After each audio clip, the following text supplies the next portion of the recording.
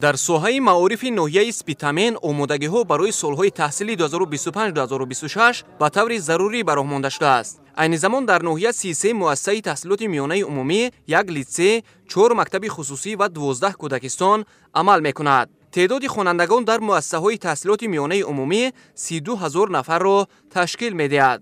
омӯзгорони муассисаҳои таълимӣ бо такя ба дастуру супориш ва ғамхориҳои асосгузори сулҳу ваҳдати миллӣ, пешвои миллат, президенти ҷумҳурии Тоҷикистон муҳтарам Эмомалӣ Раҳмон кӯшиш доранд, ки ба масъалаи баланд бардоштани сатҳи таълиму тарбия диққати зарурӣ диҳанд.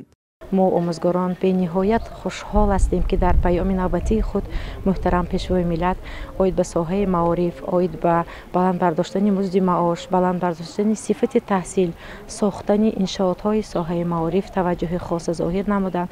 аз ин мо илҳоми нав гирифта сокинони ноҳияи Спитамен бо дасту дили гарм сохтмон ва бунёди чандин синфхонаҳои иловагӣ дар назди муассисаҳои таълимӣ ва дар назди муассисаҳои томактабӣ ба тариқи ҳашар дастаҷамона бунёд карда истодаанд.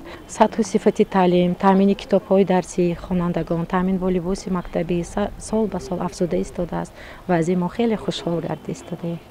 зимни бозид аз муассисаҳои таълимии ноҳияи Спитамен маълум гардид, ки корҳои таъмирӣ дар мактабҳо саривақт ва бо сифати баланд анҷом ёфтанд ва муассисаҳо барои соли нави хониш пурра омода мебошанд.